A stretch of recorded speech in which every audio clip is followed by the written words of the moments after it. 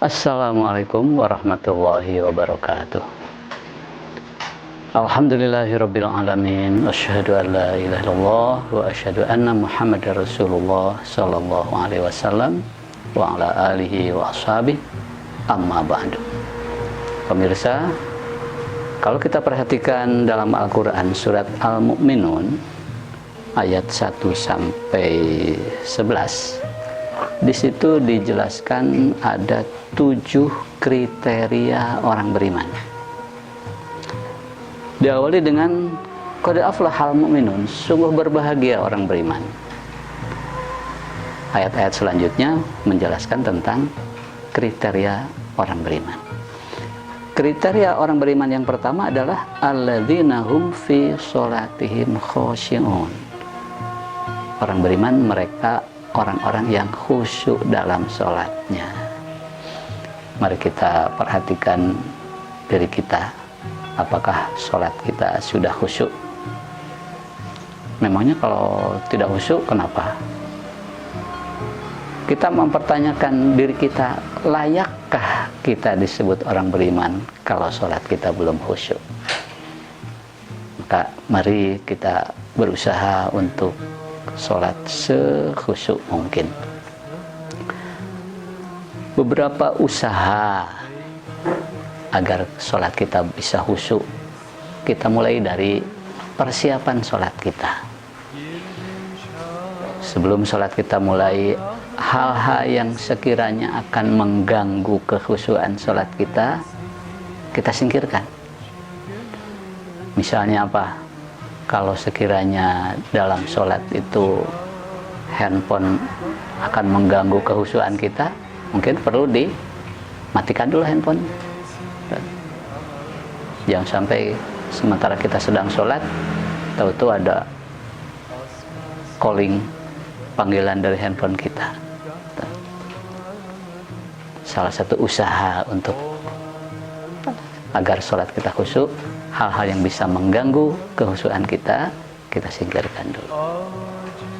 Biasanya kalau bapak-bapak suka nyimpen benda-benda di saku baju atasnya nih, daripada nanti waktu ruku atau waktu sujud barangnya jatuh, apalagi terus menggelinding, terus mengganggu kekhusyuan kita, mungkin perlu dikosongkan dulu saku baju kita yang atas ini, pindahkan ke tempat lain, dan lain-lain usaha agar hal-hal yang bisa mengganggu kekhusyuan salat kita hindari. Malah kalau Rasulullah SAW menerangkan, sekiranya sebelum sholat itu terasa kebelet mau buang airlah dulu. Jangan sampai sambil sholat, sambil menahan hasrat ingin ke belakang. Nah, itu kan karena bisa mengganggu kekhusyuan, tuntaskan dulu sebelum sholat. Di hadis lain Nabi mengatakan, kalau sekiranya sebelum sholat hidangan makanan sudah dipersiapkan dan sementara waktu sholat masih panjang, Nabi mengatakan makanlah dulu. Jangan sampai waktu sholat teringat makanan, gitu kan? Itu menunjukkan bahwa Rasulullah juga mengajarkan kepada kita untuk mengadakan persiapan sebelum sholat, jangan sampai ada hal-hal yang bisa mengganggu kekhusyuan sholat kita.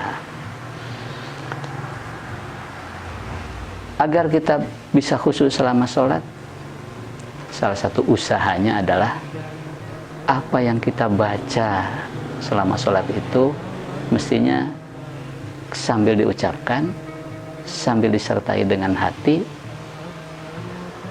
dan dihayati oleh hati kita apa yang kita baca itu.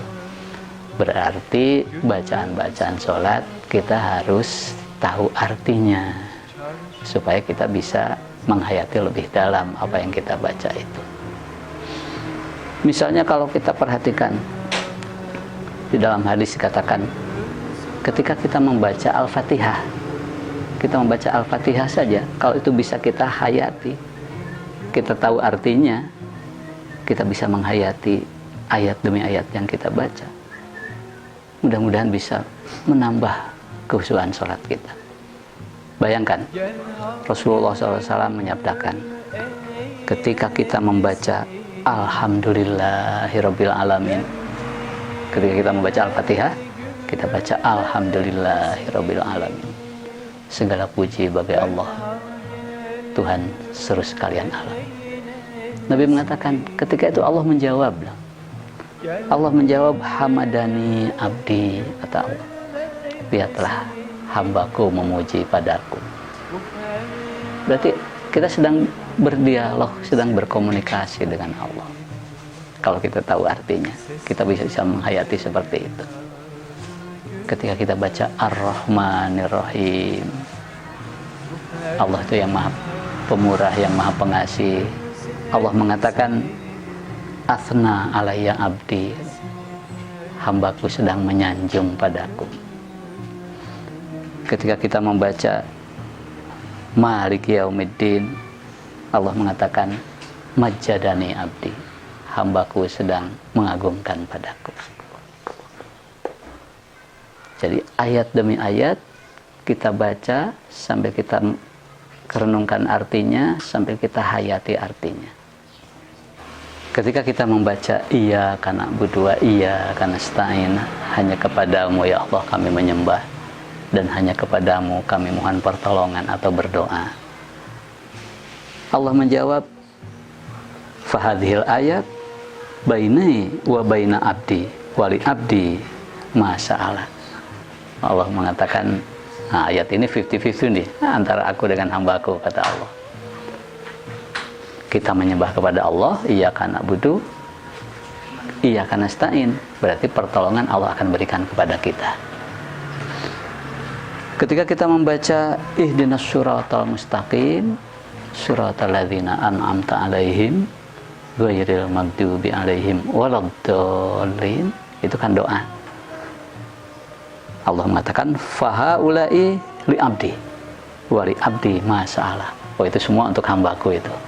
Karena itu adalah berisi doa dan permohonan kita. Kita mohon kepada Allah agar dibimbing ke jalan yang benar, yaitu jalannya orang-orang yang telah diberi nikmat, bukan jalannya orang yang dimurkai, bukan jalannya orang yang sesat.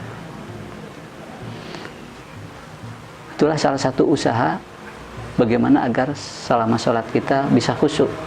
Kita harus mengerti, memahami apa yang kita baca. Al-Fatihah, surat Al-Fatihah, kita harus mengerti isinya, sehingga kita ayat demi ayat yang kita baca, kita bisa menghayatinya.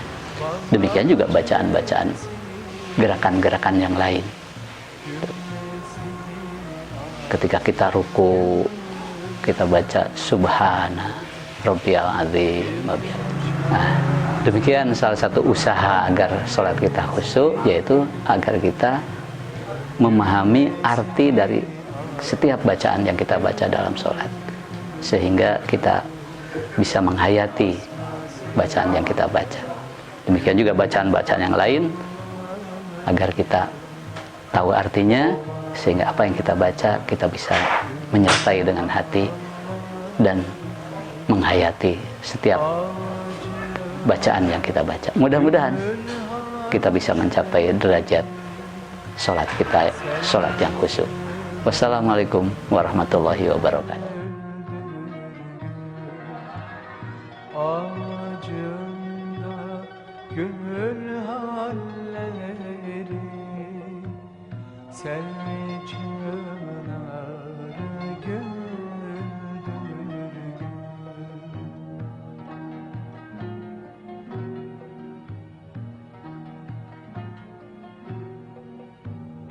Açıl gel ey Gonca